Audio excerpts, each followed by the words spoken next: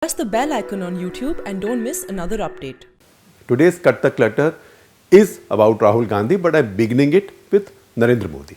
And I know this might immediately get supporters of Rahul Gandhi or Congress party upset or irritated, but if they give me the gift of listening to me for the next 10 minutes, they will know where I am coming from. And I am taking you back to 2007 in the Chinese city of Dalian. That is where in 2007 the so-called Summer Davos of World Economic Forum was taking place. In one of those panels, the panel on India, Narendra Modi was the star speaker. He was the only Indian of sort of public figure or government official. He was there as Chief Minister of Gujarat. There was a panel, very eminent panel there, and it so happened that I had the opportunity to moderate that panel. So I was moderating that panel, and I remember that several people in the audience, this is the World Economic Forum audience, asked many leading and tough questions about India, basically encouraging or giving Narendra Modi a little opening to start attacking the UPA government.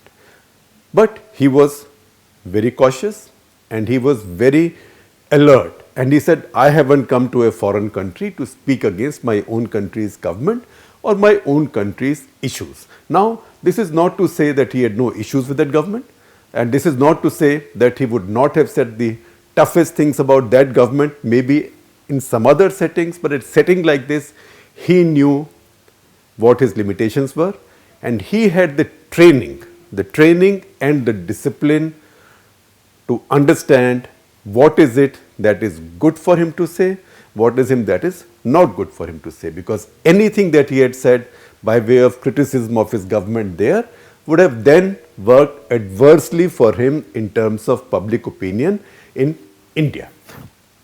Now, that's a lesson. I know that many people will have counter arguments to this, but this is a lesson on how an alert political figure, an alert, prominent political figure deals with controversial or potentially controversial issues. That is something that Rahul Gandhi has lately betrayed the knowledge of. So this comes right now. Our provocation is the several statements he's made on Kashmir, including one in which he said somewhat loosely that there are many reports coming out that things are going very wrong in Jammu and Kashmir, that there is violence, and there are reports that people are dying. Now, I don't know what reports he's reading, because there are reports, including on ThePrint, that there are protests, that pellet guns have been used. In fact, the governor has confirmed that. Also that some people have been injured, but I haven't seen any report that says people are dying in Kashmir in protests or in police firing, etc. In fact, there is no evidence of the police firing regular bullets that kill. Pellets are bad, I'm not saying they are good, but that is the fact. Now to then loosely say that people are dying. And then what happened? There is somebody called Shireen Mazari in Pakistan, and someday I will tell you more about her. She is Pakistan's minister, federal minister, central minister for human rights. Pakistan has a minister for human rights, which essentially means Pakistan's federal minister to complain about human rights in the part of Kashmir which is under Indian control, because she is not bothered about human rights in on Pakhtuns, Baloches or Kashmiris on the Pakistani side, or Pakistani people in general. That doesn't matter to her. And she is also somebody who has been a member of the, prominent member of the think tank group, and in the past has formally advocated nuking of India. But now she got an opening with that one statement, and another one when he said that things are going wrong in Kashmir and nobody is doing anything about it, etc., etc. She used those and wrote a letter to the UN, a 2-page letter, which you will see behind me, where she quoted Rahul Gandhi to say that, look, even leader of the Congress party is now saying that violence has broken out in Kashmir and things are going very wrong and people are dying, etc., etc.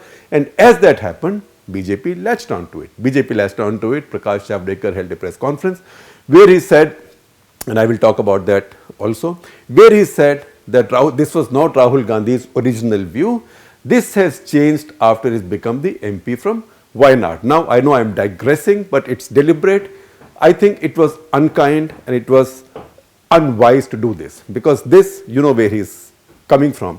This suggests that Rahul Gandhi has changed his view on Kashmir because he now represents a Muslim majority constituency. Now, this is not wise, because Indian Muslims by and large have never made common cause with Kashmiri separatism, and that's been a great plus for India. Now, by doing this, you might be either pushing them in that direction or suggesting that, which is uncalled for. But having said that, I will not go further on this point, because the larger point is that Rahul Gandhi gave them this opening. Now, where does it come from? Look at the history of Congress party. It was Jawaharlal Nehru that worked on keeping Kashmir with India. Jawaharlal Nehru, Indira Gandhi, Rajiv Gandhi, then UPA government, they have consistently weakened Article 370.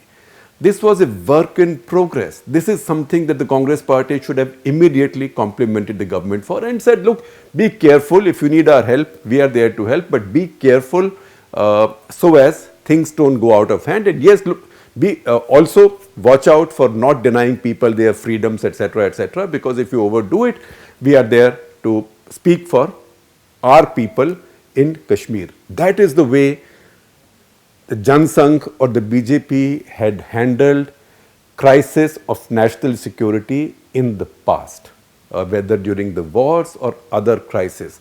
There was no reason for Congress not to take that position. But Congress obviously did no homework, and each one then ran around saying their own stuff. In fact, I had done a Cut The Clutter some time back where I said that they were running around like headless chickens. Now, other people running around like headless chickens is okay, but Rahul Gandhi. So, here are a few things that Rahul Gandhi needs to do. First of all, he cannot say, I'm no longer the president of the party. When he speaks, he is the most important voice in the Congress party. His voice will be taken seriously. He is not somebody in a family who became a dissident and is now breaking away from the family and will be seen as a dissident. He is no Rajmohan Gandhi in the Gandhi family or something like that. He is his party's most prominent voice. He has to be careful about what he says. On Kashmir, I don't believe, to the extent that I know him and to the extent I have watched him as a public figure, I do not believe that he has a fundamental confusion in his head about Kashmir. I think he knows the facts, and I know he understands the policy, and I can guess what he might believe in. I will not worry about that. I also do not believe that his becoming the MP from Wayanad changes any of that, because really Indian Muslims don't vote for or against anybody in Kashmir. They've never done so, and unlikely that they do so in future. They don't see it as a Muslim issue. But first of all, he has to get a hold of his Twitter handle. Twitter, social media is too serious a thing right now for public figures to leave to others. Even if they want to make mischief with it, have fun with it, do it yourself, DIY, as Donald Trump does. Right? He tweets every morning and he has Washington in a tizzy. But he does it himself. You don't outsource your Twitter handle to anybody. And second, in sensitive situations like this, have somebody brief you. And really, if he has any confusion on Kashmir, on India's position on Kashmir, he needs to go and take a refresher from two gentlemen, one of whom is in his own party and one of whom his party is friends with and his party should trust. So the first one is Dr. Manmohan Singh, because remember, in 2008 and 10, India had a massive crisis in Kashmir of two different occasions. On both occasions, it was Dr. Manmohan Singh's government that handled it. And 2010, when the big stone throwing happened, when many liberal commentators in India were saying, let Kashmir go, there's no point keeping Kashmir.